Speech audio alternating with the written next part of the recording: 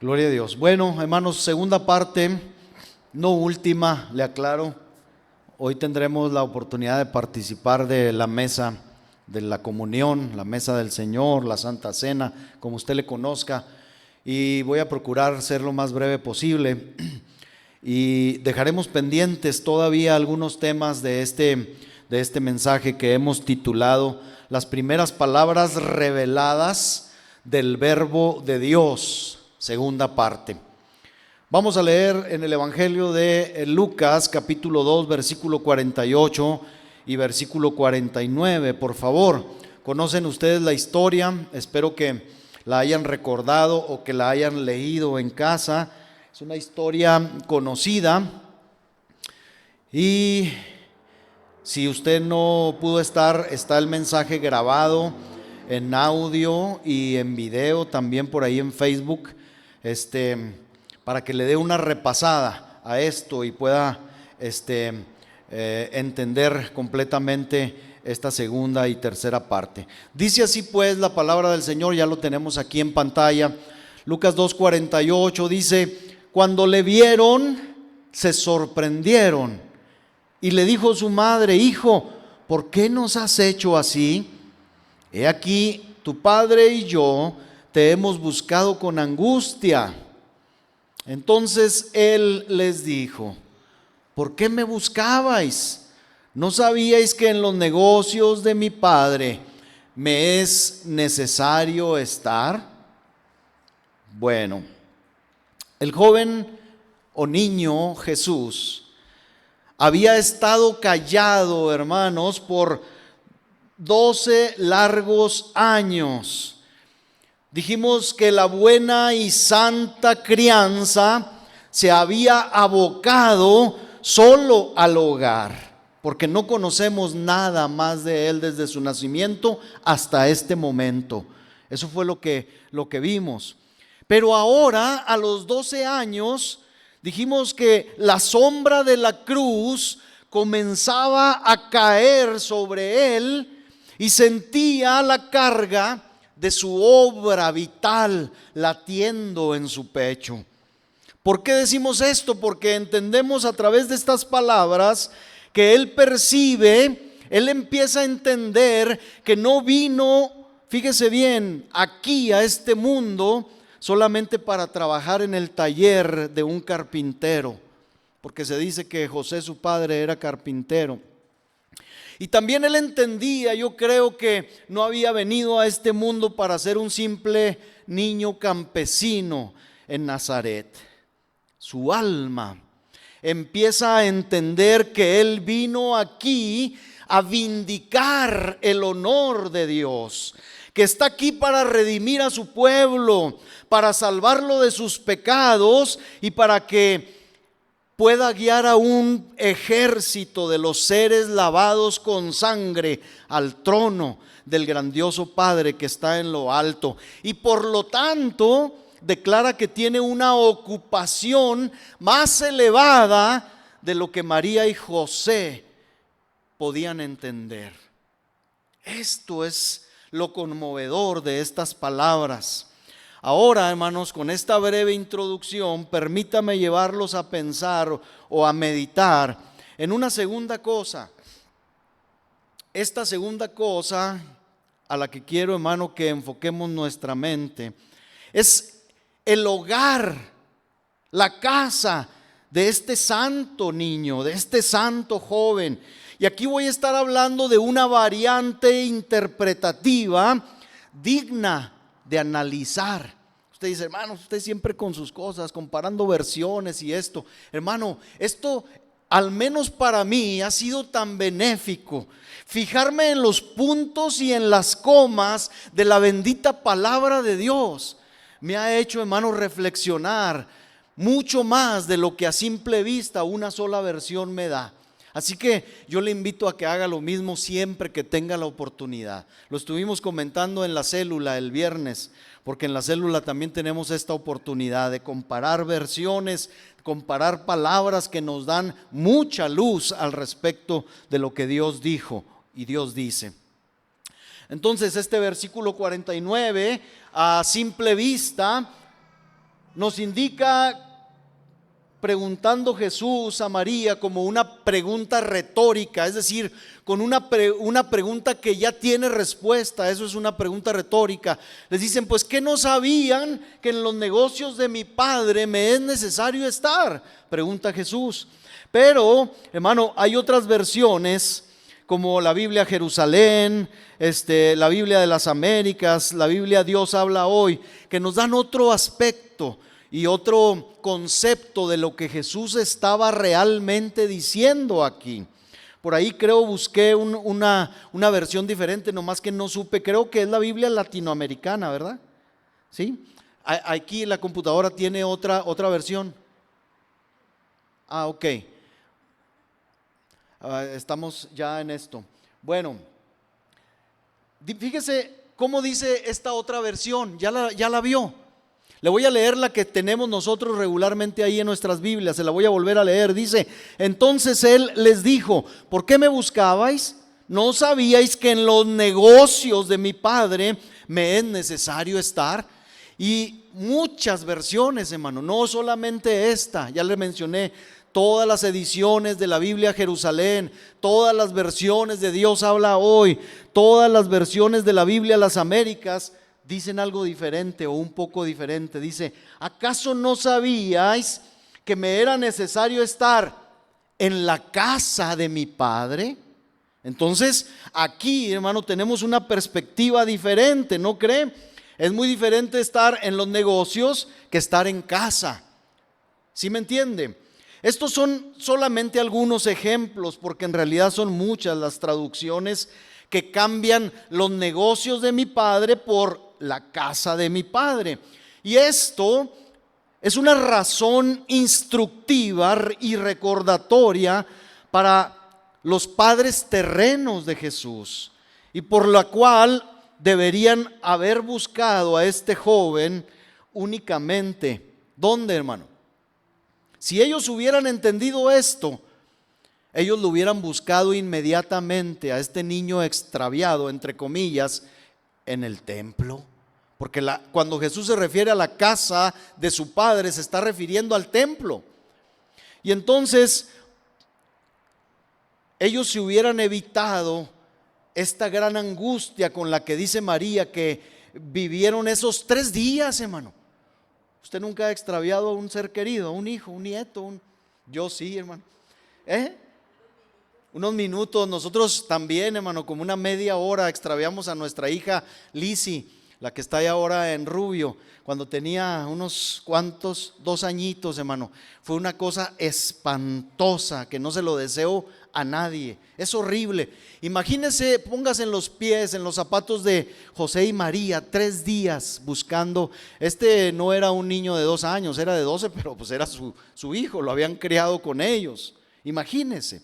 Y es entonces, hermano, esto es en respuesta a lo que dice la Escritura. Lucas 2:44 al 46 dice, y pensando que estaba entre la compañía, anduvieron camino de un día y le buscaban, ¿dónde? En un lugar equivocado, entre parientes y conocidos. Y el versículo 45, pero como no le hallaron, volvieron a Jerusalén buscándole. Y aconteció que 3 días después le hallaron en el templo, sentado en medio de los doctores de la ley, oyéndoles y preguntándoles. Aquí pudiera haber muchas conjeturas y muchos reclamos para José y María, y decir qué mal los padres, cómo se les ocurre. Miren, le voy a decir algo que estuve leyendo y que me encantó. Se dice, hermano, que como Nazaret, hermano, de Jerusalén está retirado, la mayoría de los peregrinos, sobre todo los hombres, le decían a las mujeres y a los niños, como caminaban más despacio, les decían, aváncenle, váyanse. Y los hombres las vamos a alcanzar donde los alcance la noche y tengan que dormir. Ahí nos vemos. Dicen que parece ser que era la costumbre. Mandaban a las mujeres y a los niños por delante y luego los hombres les alcanzaban. Dicen que muy probablemente aquí fue donde hubo esta pérdida, que al final de cuentas fue una gran ganancia, porque miren, nosotros hoy estamos siendo enriquecidos a través de estas benditas palabras de este joven Señor Salvador. Entonces, hermano, otra vez volviendo al tema, Jesús les estaba diciendo: ¿dónde se debe encontrar a un niño sino en la casa de su padre? ¿Verdad? Era lo que Jesús estaba diciendo. Y por esta misma razón Jesús empieza su pregunta con un: pues ¿qué no sabían? No sabía, y le dice a su mamá: todavía no te habías enterado. Eso era lo que realmente le estaba diciendo, como diciendo: ustedes debieran saber que como hijo del Padre Celestial es lógico y totalmente natural estar en el templo, estar en casa. Es la casa de mi Padre, ¿sí? Entonces, nuestro Señor, hermanos, a esta temprana edad aprovechó esta oportunidad para instruir a José y a María sobre su naturaleza y sobre su misión divina. Estaba mostrando de inmediato a esta temprana edad que descendió del cielo. José y María tal vez terminaron sus asuntos en Jerusalén en esa fiesta, porque era la fiesta de la Pascua, y ya no tenían, fíjese bien, ya no tenían preocupaciones ni ocupaciones. Era tiempo de regresar. Pero hermano, Jesús tenía mucho que hacer todavía en la casa de su papá. Al parecer, esa frase, los negocios de mi padre, dicen que es solamente un modismo hebreo que significa donde mi padre o en que mi padre. Y cuando leí estos comentarios, mire, ya se está riendo Lisa, y a lo mejor Esme ya debiera estarse riendo, y a lo mejor mi hermano Freud y los que son de rancho también me están entendiendo. ¿Por qué? ¿Sí han oído esa frase ustedes? ¿A dónde vas? Voy en que Erika, así se dice en la sierra. Voy en que Erika, dicen, o sea, voy a casa de Erika. Pues parece que la frase correcta en el hebreo es esa. No sabían que en que mi padre debo estar, es decir, en casa de mi padre debo estar. Esa es la expresión correcta.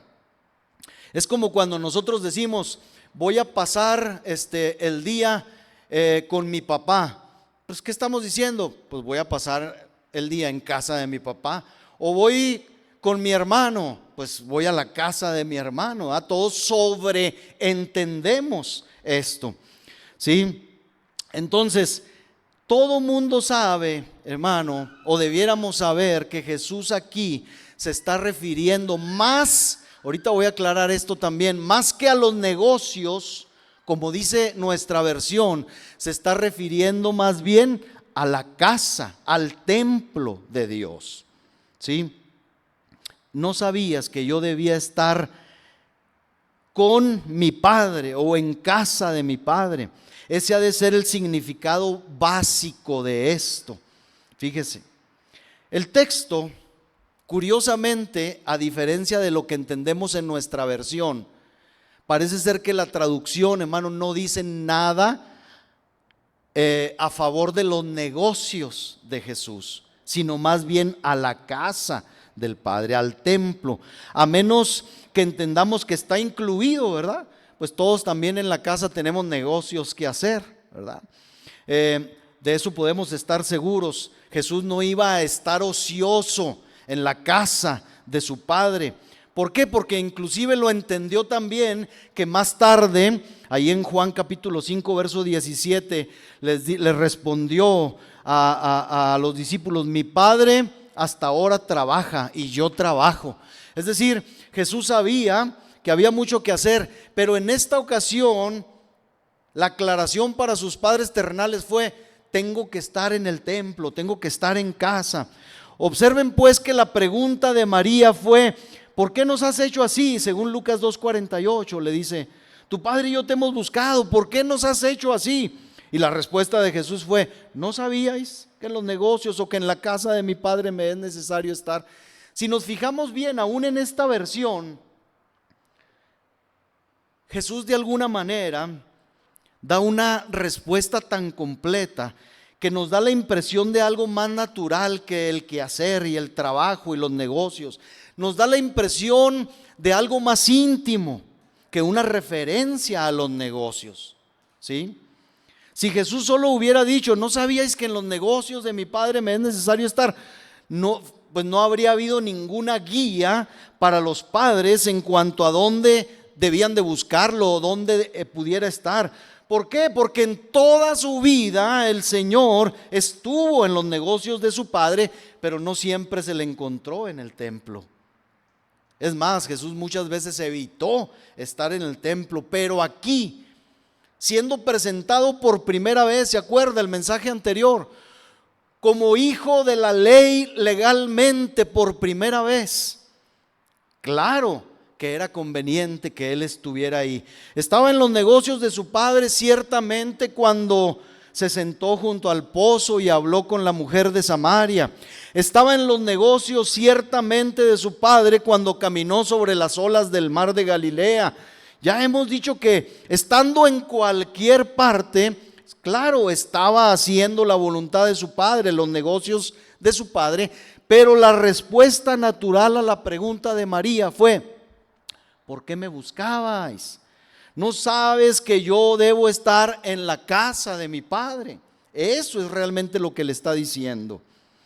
Y si entendemos esto a través de esta comparación, hermano, que hemos hecho con las diferentes versiones, podemos dar la interpretación correcta a esto.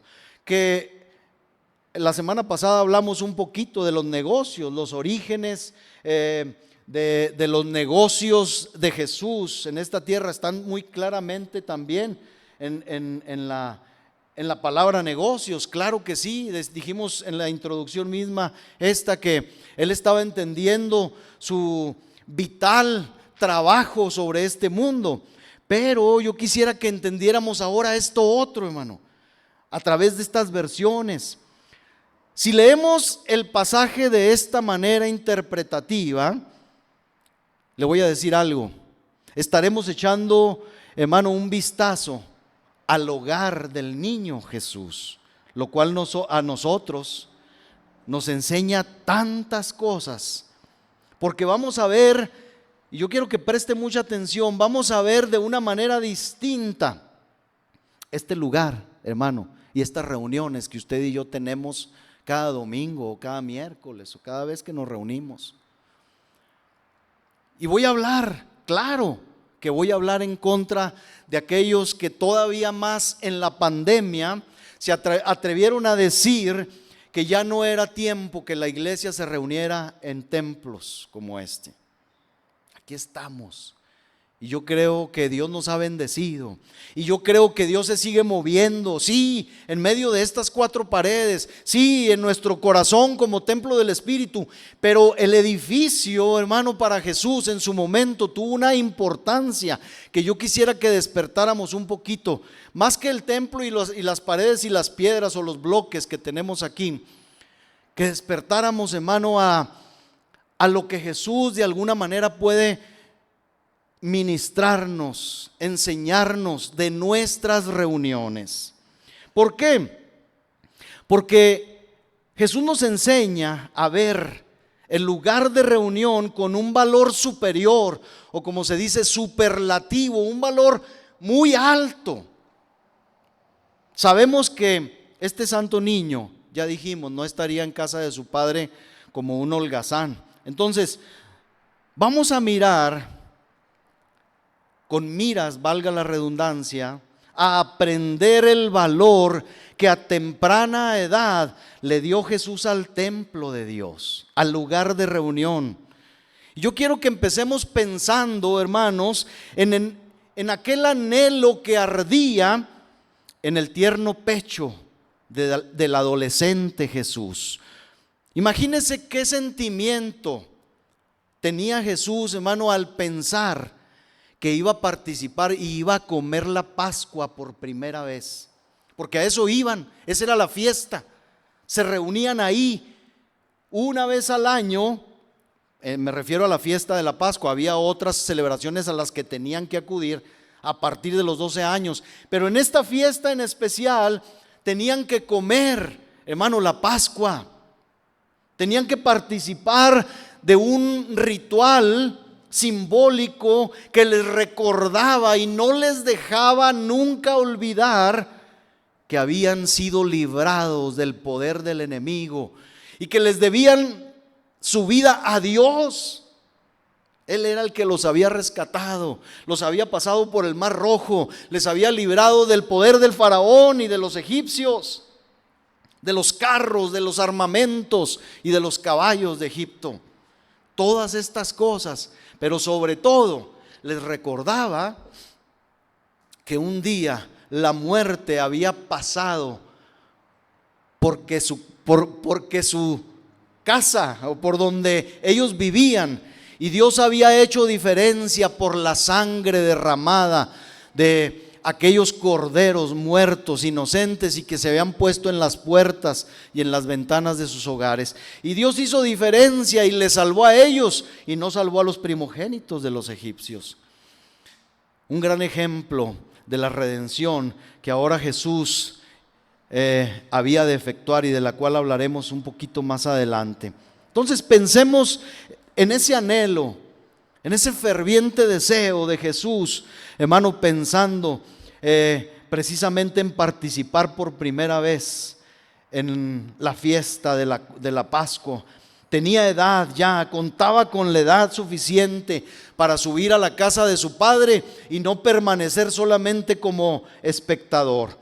Ahora, aunque él sabía a estas alturas de su vida que Dios, como ya dijimos, no habitaba en templos hechos de mano, él, a través de lo que nos dice, consideraba que el templo era temporalmente la residencia de Dios y el lugar donde él se manifestaba en un grado inusual.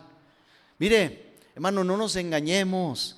Podemos reunirnos en la casa. Usted pudiera hacer un culto con sus hijos, con su familia en casa.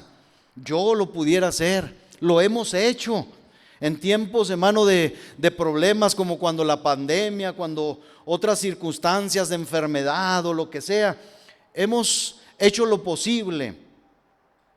Pero yo le pregunto, ¿es lo mismo que venir aquí? ¿Es lo mismo? Nunca será lo mismo. Jesús sabía que Dios se manifestaba de una manera inusual en el lugar señalado por Dios. Y así, yo creo que el santo niño Jesús miraba esas paredes y esos atrios que, a diferencia del nuestro, hermano, eran gloriosos. Ese templo era maravilloso, era glorioso. Hermano, usted tiene la oportunidad, métase a internet. Hay, hermanos, fotos en 3D donde usted casi puede tocar las paredes de ese templo. Puede ver todo, hermano, ahí cómo era ese templo. Ahorita ya solamente quedan por ahí unas ruinas de pared, pero hermano, yo creo que Jesús podía ver con deleite cada parte del templo donde a Dios le había placido manifestar su nombre. Le parecía, yo creo, sumamente natural que al llegar al lugar debería quedarse allí. Por eso se sentía tan a gusto y tan complacido en sentarse y quedarse ahí, aunque sus padres terrenos se hubieran ya alejado y partido.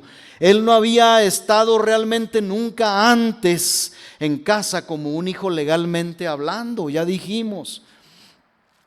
Y aunque Nazaret era el lugar donde fue criado, el templo de Jerusalén era su verdadero hogar, así lo sentía.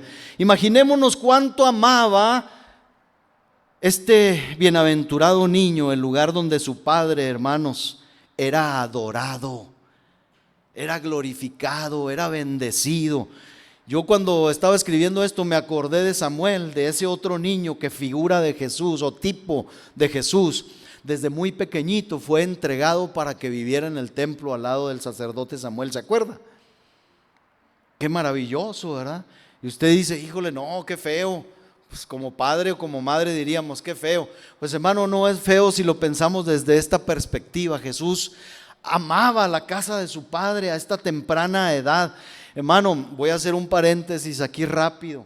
Yo espero que a través de los ejemplos que le voy a dar, nosotros tomemos el ejemplo práctico y abramos nuestro corazón para decir, ese sentir que hubo en ese joven Jesús debiera estar también en el mío. Y no digo más, cierro el paréntesis. Pongámonos también en los zapatos de este joven. Estoy conjeturando, pero estoy conjeturando en base a lo que este joven tuvo forzosamente que vivir en esos días de esa fiesta en el templo de Jerusalén. ¿A qué me refiero? Póngase en los zapatos de Jesús a los 12 años, hermano. ¿Cómo se quedaría parado ahí frente al altar de los sacrificios, hermano? Observando las ovejas y los novillos que eran sacrificados. Y usted dice, ¿eso qué, hermano? Pues imagínense qué conciencia debe de haber adquirido acerca de esos sacrificios que eran solamente una sombra del verdadero sacrificio que él mismo había de presentar en su tierna alma. Yo creo, hermano, se agolpaban imágenes al ver la sangre de los animales correr, porque un día se diría de él, he ahí el Cordero de Dios que quita el pecado del mundo. ¿Se acuerda? Imagínese el pensamiento, cómo se llenaba su alma. Yo creo que abría los ojos a más no poder y decía, un día yo voy a tomar ese lugar, a eso he venido. Porque le voy a decir algo, no estoy conjeturando a la aventura o en la locura de mi pensamiento. No son estos pensamientos calenturientos de un pastor que se imagina todo. La Biblia dice, hermanos, que cuando subían alguna de las fiestas a Jerusalén, los judíos que estaban esparcidos por muchas partes, ahí le va, nadie, absolutamente nadie podía subir con las manos vacías. Es decir, podemos asegurar que José y María llevaban animalitos o compraron, como se acostumbraba después, animalitos para ofrecer en sacrificio a Dios. Tan los llevaban que tenían que participar de ellos, era la Pascua. Entonces imagínense cómo Dios trató con este joven desde los 12 años, diciéndole un día, en vez de esa sangre, de estos machos cabríos, de esos novillos, de esos corderos, tendrás que poner tu sangre a favor de todos estos, y no solamente de este pueblo, sino de todos aquellos que crean. Hermano, no creo que tan joven. Bueno, pues lo está diciendo, hermano. Está diciendo que él tiene que estar ahí. Pongámonos en sus zapatos. Pero miren, aún con toda la sombra pesada de la cruz sobre su vida, yo creo que todo debe de haber sido como un país de las maravillas para este joven.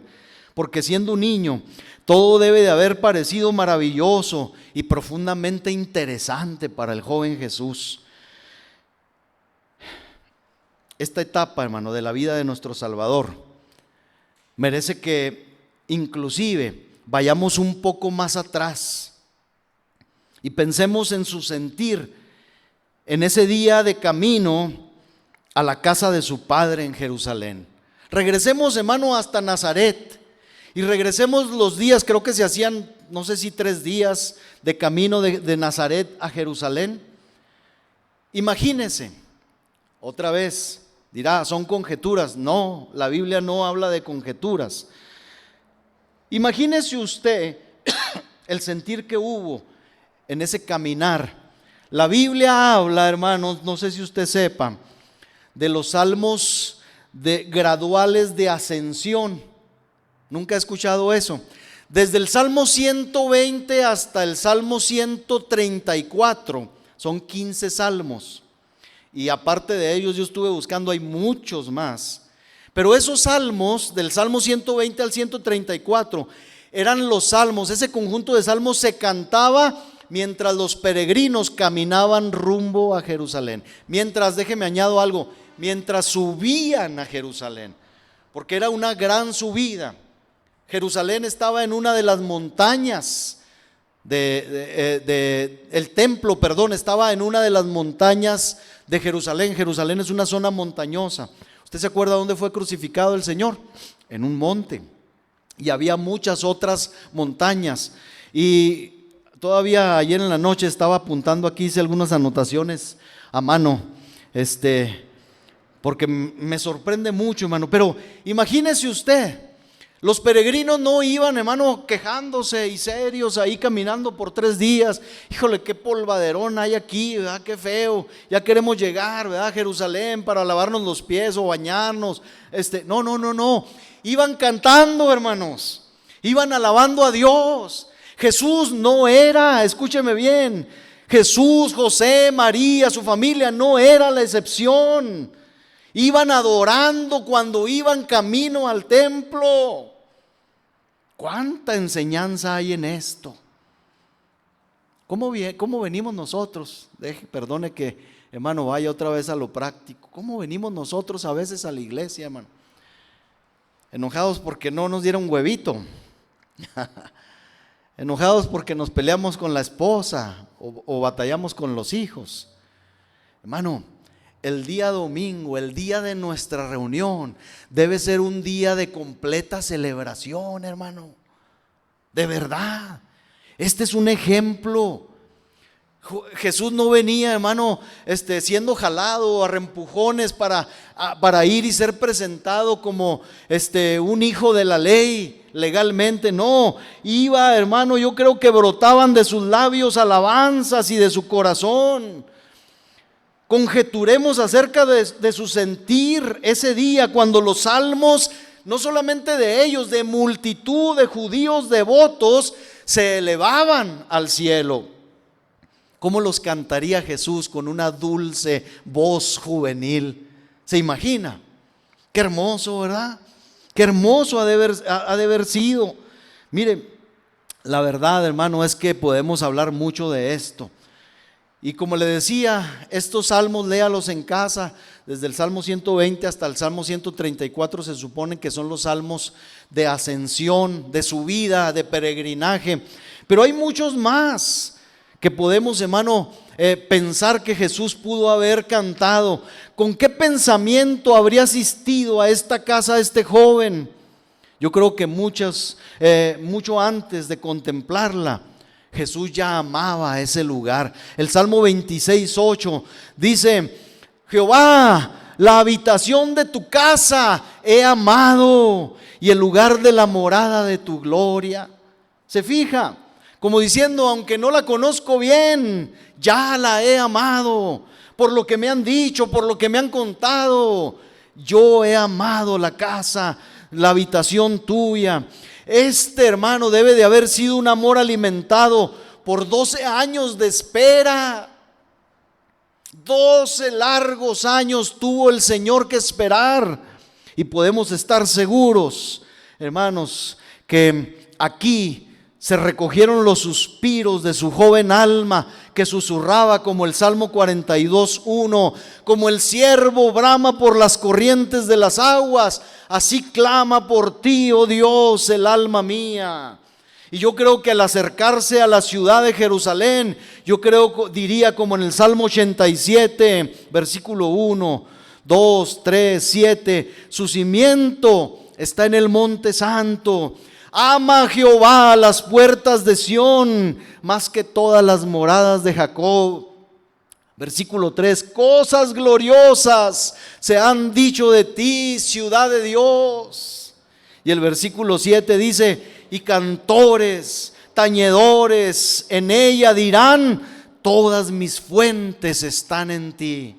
Hermano, aquí es donde nosotros podemos desbordar en canto, en alabanza, en composición, en poesía, en adoración.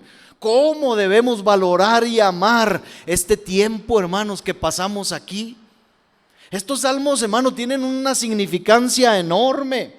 Yo creo que cuando Jesús alcanzó a ver la ciudad de lejos y que vio su algarabía y sus solemnidades, el lugar de reposo de Dios, le oímos cantar diciendo, o para sí mismo, como dice el Salmo 48, 1 y 2, grande es Jehová y digno de ser en gran manera alabado en la ciudad de nuestro Dios, en su monte santo.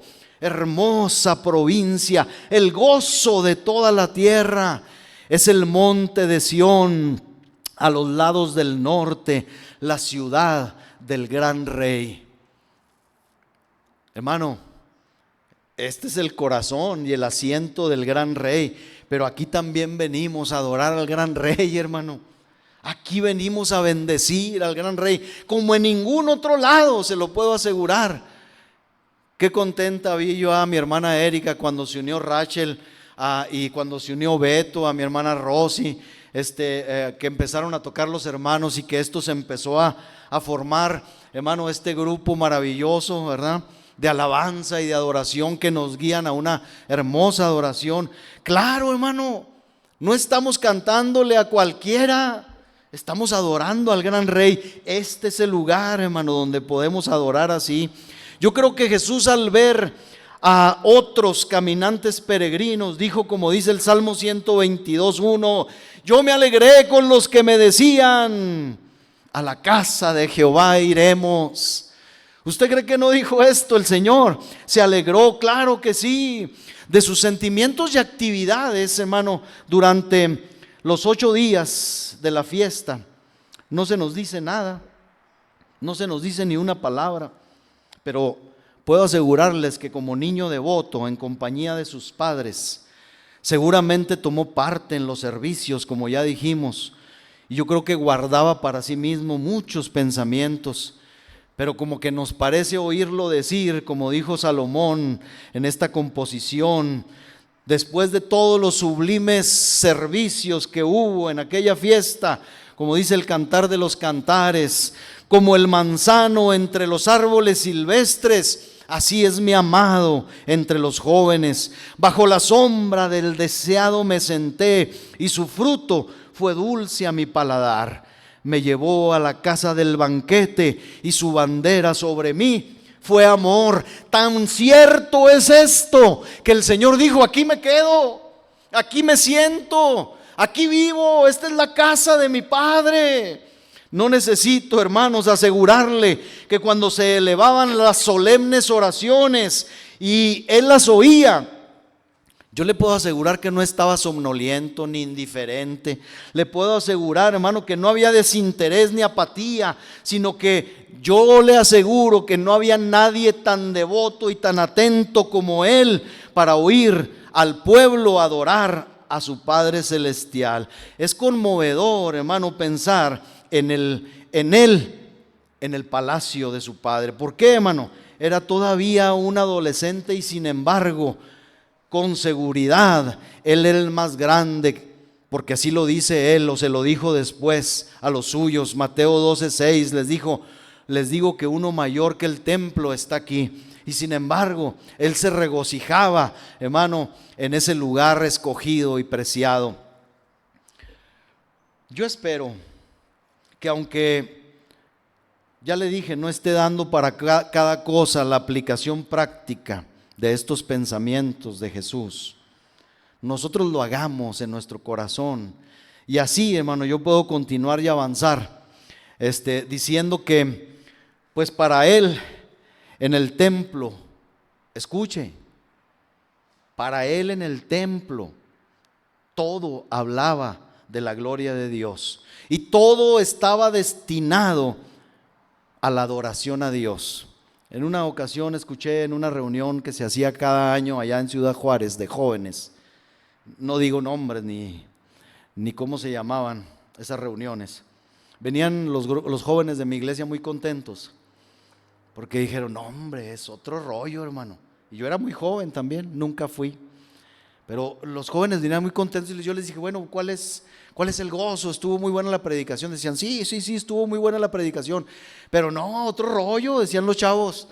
Dice, después de ciertas reuniones, dice, hacíamos todas las sillas, porque pues no es un templo como este donde se reunían, era un templo donde caben miles y miles de jóvenes.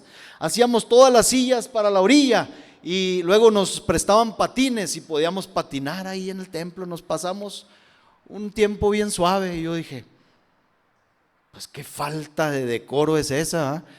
Y hubo alguien que me dijo, no, pues es que tú tienes cerebro de pastorcito y tienes cerebro de obrero de tiempo completo, por eso piensas así, como diciendo, aliviánate. No, hermano, Dios nos libre, alivianarnos de esa forma. Este lugar, aunque no es nuestro y pagamos una renta por él, hermano, ha sido consagrado y dedicado a esto, a adorar, a cantar, a escuchar la palabra. Esto no puede ser utilizado, hermano, aunque quisiéramos, para otras cosas que no sea la gloria de Dios, el servicio de Dios. ¿O qué piensa? Tengo mente medio anticuada, hermano. Mire, más adelante Jesús le hizo entrar, entró en celo, ya crecido el Señor, entró en celo y lo recuerda como pocas veces. Yo creo que fue la única vez que la Escritura registra que se llenó de celo, agarró un azote de cuerdas y echó fuera y volcó las mesas de los cambistas y de los vendedores y echó fuera a todos esos, diciéndole: el celo de tu casa, otra vez, el celo de tu casa me consume, no puedo con esto, no puedo tolerarlo. Ya más o menos se entiende por qué. Ya más o menos entiende, hermano, lo que el Señor está diciéndole a José y a María, por qué tenía que estar ahí y qué significaba para él estar ahí. ¿Qué significa, hermano, para nosotros? Jesús sabía que el templo era el centro de la labranza del grandioso labrador, era la hacienda desde donde todos los obreros salían para labrar los campos del propio Padre, pero en especial para él era allí que el nombre de su Padre era enseñado, era alabado, era reconocido. Deducimos que después de ver los sacrificios, yo creo, hermano, que se ofrecían, como ya dijimos antes, también yo creo que encontró su camino desde el lugar del sacrificio, del lugar de los altares o del altar, hasta el lugar de la enseñanza. Yo creo que Jesús pensó lo que dice el Salmo 40, versículo 6, sacrificio y ofrenda no te agrada. Debe haber recordado esto. Has abierto mis oídos, ciertamente. Sus oídos estaban abiertos, los oídos de este joven. Holocausto y expiación no has demandado, diría para sí mismo Jesús. Entonces dije: he aquí vengo, en el rollo del libro está escrito de mí. El hacer tu voluntad, Dios mío, me ha agradado y tu ley está en medio de mi corazón. Y yo creo que al recordar esto fue entonces cuando se dirigió a ver a los doctores de la ley. Este niño prudente y espiritual quería saberlo todo acerca de lo sagrado, y así tomó su lugar en medio de los aprendices. Y los maestros, dice la Escritura, estaban asombrados cuando este nuevo hijo de la ley les hacía preguntas que mostraban que tenía un pensamiento bastante superior a cualquier persona en el templo, pues él quería saber más. Ellos se quedaban atónitos, ya que estas preguntas provenían de una mente juvenil. Estaban sorprendidos. Así dice Lucas 2:46. Aconteció que 3 días después le hallaron en el templo sentado en medio de los doctores de la ley, oyéndoles y preguntándoles. Pero el relato, hermano, nos arroja todavía más luz, diciéndonos que no todo quedó en preguntas de Jesús, sino que los maestros de regreso le hacían preguntas también al joven y él les respondía bien, pues poseía una mente notable. Su madre y su padre le habían enseñado la palabra preciosa, ojo, hermanos, de tal manera que él tenía a la ley y a los profetas siempre en la punta de la lengua. Lucas 2:47 dice: y todos los que le oían se maravillaban de su inteligencia y de sus respuestas también. Quiere decir que también le preguntaban. Sin duda, citaba en sus respuestas, hermano, como lo leemos en otras partes del Evangelio, los dichos de Isaías, los dichos de Jeremías, y asombraba profundamente a los doctores cuando percibían que era capaz de divisar las profundidades de las palabras santas de Dios. Qué gran impresión deben de haberse llevado, hermano, los maestros de la ley. Voy a parar aquí, hermano, voy a concluir con una conclusión no muy breve, está breve, pero para pasar a lo que sigue. No puedo dejar de pensar en nosotros, hermano, y cómo el tiempo y las doctrinas extrañas nos cambian, nos transforman, nos hacen creyentes irreverentes en muchas ocasiones, hermano. Muchas veces. Discúlpeme porque este es mi trabajo y yo quisiera hacer muchas preguntas a mi vida y a la suya. Y quisiera comenzar preguntando dónde deberían estar nuestros más grandes afectos, hermanos, sino en estas reuniones que nosotros tenemos. Y sí, si usted quiere, en este lugar provisional como hijos de Dios, pero al fin de cuentas este es el lugar, hermano, que Dios nos ha provisto para nuestras reuniones. ¿Tenemos el suficiente espíritu infantil, pregunto, en nosotros para sentir un poquito de esto que Jesús sentía, hermanos? ¿A qué me refiero? Sabemos que debemos estar en la casa de nuestro Padre, o es un sacrificio o un pesado deber venir los pocos días, hermano, que venimos a esta casa. Espero que no, hermano. Yo los veo a todos con ganas, con deseos. Si alguien lo empuja o lo está obligando, díganme a la salida, hermano, para ver qué hacemos. Pero no lo creo, son adultos. A esta pequeña la traen y gracias a Dios que la traen. A este joven, no sé si venga por sus propias cuentas, ¿te obligan? No, ¿verdad? ¿O sí? No, hombre, qué bueno que estás aquí, Jared. Dios te bendiga, de verdad te lo digo. Mira, aquí estamos hablando de uno más joven que tú y con un corazón maravilloso y hermoso para el Señor. Hay tantas cosas. Yo fui salvo a los 18, a los 20 años fui salvo.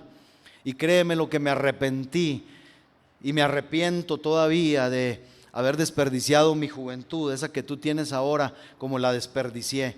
Y hubiera podido hacer mucho para mi Señor y para mi Rey si hubiera dedicado ese tiempo para Él. Así que adelante, Jared, Dios te bendiga. Contra toda falsa enseñanza, déjeme decir otra vez, he de decir que esa casa, sí, somos nosotros, somos la iglesia, pero Él mora en medio de los fieles, sí. Los santos de Dios son edificados juntos para constituir una habitación de Dios por medio del Espíritu. Estar a menudo en medio de su pueblo es estar en la casa de su Padre, sí. Porque muchos dirán, no, hermano, es que el templo, entienda, el templo somos nosotros, sí. Pero el lugar de reunión y nuestras reuniones tienen un valor, hermano, importantísimo. También es verdad que somos hijos de Dios, entonces no deberíamos amar, no tendríamos que amar donde Dios es adorado, hermano. No deberíamos amar donde Dios es alabado y reconocido y predicado.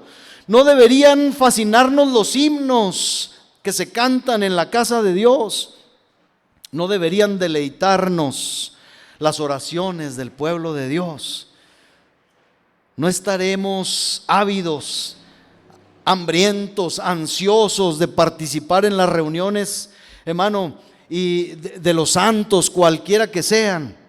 No se verá deleitada nuestra alma al estar a la mesa en un momento más de la comunión, hermano. Hay gente que dice, no, yo prefiero como pastor no decirles cuándo va a haber Santa Cena. Pues yo sí se los digo para que se gocen y para que vengan con regocijo y con hambre de recibir más de Dios. Hermanos, si la palabra es una bendición, esta es una bendición añadida este día para nosotros cada 2 meses. Hay iglesias que dicen que sea cada domingo, que sea cada mes. Bueno, se respeta.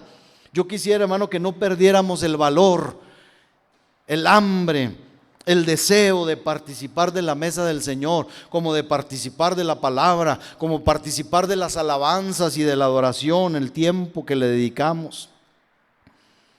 Hermanos, no hemos de glorificar al Padre en su casa por cada don y ministerio desarrollado por nuestros hermanos en su nombre.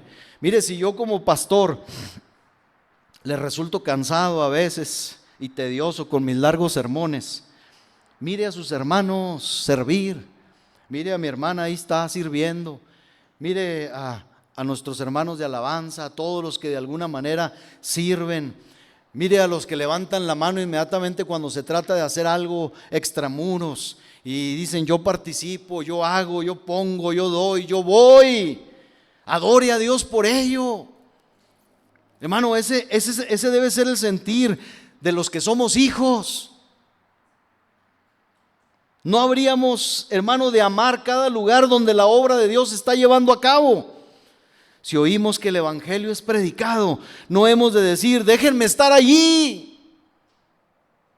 Si hay trabajo aquí, hermano, en el santuario, no nos adelantaremos diciendo: pues déjenme participar de acuerdo a mi habilidad. Déjenme participar en esta santa empresa. Sabemos que debemos estar en la casa de nuestro Padre, en la obra de nuestro Padre, involucrados en todos los intereses del Padre, hermano. No debería esta ser una compulsión bendita, dulce, irresistible, continuamente sobre nosotros, porque los hijos deben estar donde Dios el Padre está. Nosotros no somos, hermano, y con esto voy a terminar. O si hay alguno como José en esta mañana entre nosotros, díganos, hermano, para orar por usted, de verdad, de todo corazón. Pero yo creo que ninguno de los que hemos venido a esta casa somos como José, hijo de Jacob, que por sus malas experiencias en casa de su padre y con sus hermanos, quería a toda costa olvidar y borrar de su memoria la casa de su padre. Así dice Génesis 41:51. Pobre José. Dice: y llamó José el nombre del primogénito hijo, ¿verdad? Le llamó Manasés, que quiere decir olvido. Porque dijo: Dios me hizo olvidar todo mi trabajo y toda la casa de mi padre. Hermano, qué terrible es que deambulen por ahí afuera hijos, hermanos nuestros en la fe, que dicen que fueron lastimados en la casa del Padre, que fueron heridos en la casa del Padre. No hay peor cosa, no hay peor sentimiento para mi corazón, hermano, escuchar a algunos que fueron mis hermanos, que fueron hijos y que ahora dicen estas cosas, que sus labios profieren estas cosas. No, es que yo fui muy herido, yo quiero permanecer lejos mejor de la iglesia. Hermano, yo aquí solamente he recibido bien. Yo no puedo decir como José: Señor, hazme olvidar lo que viví ahí en el templo, no quiero saber nada. Es más, ni siquiera, hermano, con la mente de José cuando le puso por nombre a su segundo hijo Efraín, que quiere decir fructífero o fructificar. Porque José, a pesar de que Dios lo había hecho fructificar, no estaba en la casa de su padre, estaba en tierra ajena, y ahí sí se sufre, hermano. Ahí sí se sufre. Génesis 41:52 dice: y llamó el nombre del segundo hijo Efraín, que quiere decir fructífero, porque dijo: Dios me hizo fructificar. Y usted puede decir: ya se le pasó, ya fue sanado, tuvo sanidad interior, como dicen ahora las doctrinas. No, pobre José, estaba todo dañado. Dijo: me hizo fructificar, ¿pero dónde? En la tierra de mi aflicción. ¿Por qué cree usted que José le dijo a sus hijos? Les dijo: ¿saben qué? Cuando ustedes salgan, cuando Dios los saque de aquí y los lleve a la tierra que Él nos prometió, agarren mis huesitos y llévenselos de aquí, no quiero saber nada de esto. José quería regresar a la casa de su padre, hermano. Busquemos a los que andan por ahí heridos, hermano, pero que son hijos, y hablemosles de esto. Hermanos, si no estamos con su pueblo porque estamos impedidos por la enfermedad o una circunstancia de fuerza mayor, debemos mostrarnos impacientes e intolerantes por estar lejos de los quehaceres y de las bendiciones de su casa. Hermanos, fíjese, escuche esto: la pérdida de la comunión de esta casa que tenemos en esta casa es la pérdida de la paz y es la pérdida del deleite. Y si no estamos, cuando nos alejamos y no sentimos tales pérdidas, es porque el espíritu que mora en nosotros es el espíritu de un peregrino y visitante casual y no el espíritu de un hijo. Y le voy a decir algo, yo prefiero tenerlos a ustedes y tener esas sillas vacías que tener visitantes casuales, hermano, que no son hijos. Yo sé que ustedes son hijos, deleítese como hijo, aproveche como hijo. Hermanos, ansiemos ardientemente la comunión con Dios, ambicionémosla, amemos todo aquello que nos mantenga en esta comunión y odiemos todo lo que nos aleje de ella. Hermano, levántese temprano, alístese, venga con gozo a la casa, venga con gozo y muéstrele una sonrisa a su hermano, a los otros hijos que venimos, hermano, a esta casa. Alegrémonos todos juntos. Y si hay necesidad o pena o dolor, hermano, compártanos esa pena y ese dolor para que como hijos, hermano, también oremos todos al Padre y busquemos respuesta a su dolor y a su necesidad. Que Dios nos ayude, hermano, porque esto tiene que ser así, así será. No dejará de ser así con todo aquel que siente con potencia, con poder el espíritu de hijo dentro de sí. Igual, hermano, que nuestro bendito Señor y Maestro lo hizo cuando solo tenía 12 años de edad. Qué gran ejemplo. ¿Cómo se imagina usted al niño Jesús, al joven Jesús? Ahí con las manos en la bolsa, ahí como diciendo, ¿a qué hora se acabará esto? No, hermano. Se lo puedo asegurar, sus palabras, estas breves palabras son, hermano, diamantes que si usted y yo seguimos meditando, y le vuelvo a repetir, la semana entrante, si Dios quiere, hablaremos todavía más de esto con la ayuda de Dios. Pero aquí, hermano, en esta, como dijimos, en esta diferencia de versiones o de interpretaciones que nos dan otras versiones bíblicas, tenemos un tesoro inacabable, hermano. Eche a andar la imaginación, lea y vuelva a leer y verá cuántas cosas, hermanos, sorprendentes Dios nos enseña a través de estas palabras en rojo, primeras palabras en rojo, es decir, palabras primeras del joven Jesús. Póngase de pie, hermano. Vamos a dar gracias y vamos a dar gracias también y a poner en las manos del Señor estos elementos, este pan, este jugo de uva. Siempre aclaramos, hermano, nosotros no decimos porque no creemos que el jugo de uva se convierta en la sangre de Cristo. No creemos que la oración convierta la galleta o el pan en el cuerpo de Cristo.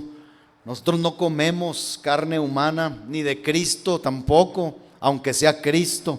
Esto es solamente un símbolo, es un recordatorio de lo que Cristo padeció en su cuerpo por usted y por mí. Y es algo que tenemos que comer, porque la comida, ¿se acuerda? Hemos hablado de esto. Es tan significante para nosotros que nos dará un recuerdo vívido en nuestra mente. Así que cierre sus ojos, hermano.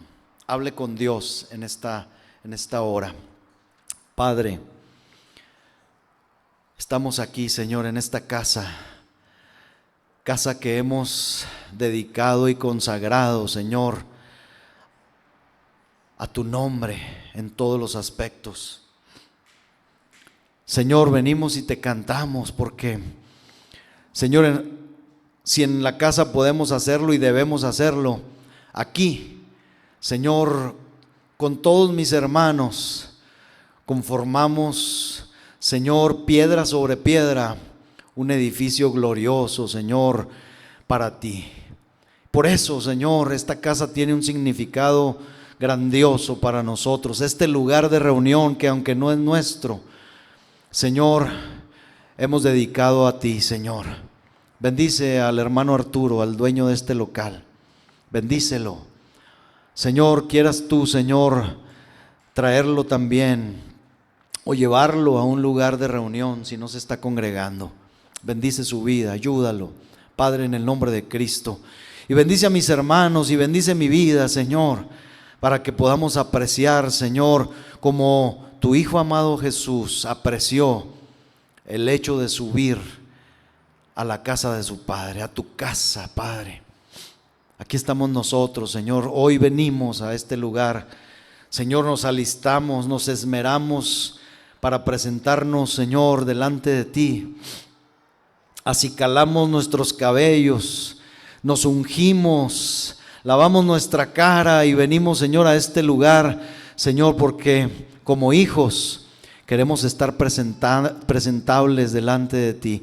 Pero no solamente esto, Señor, nos esmeramos, Señor, en alzar nuestra voz, reconociendo a través de los salmos, de los cantos, de las alabanzas, juntamente con nuestros hermanos directores, levitas, Señor, que, Señor, nos dirigen, Señor, para adorarte. Señor, hemos presentado a ti, solo a ti, Señor. Señor, estos cantos de alabanza, de adoración. Señor, y aunque de memoria muchos de estos salmos y cantos lo sabemos, qué profunda meditación traes, Señor, a nuestra alma, Señor, cuando los cantamos.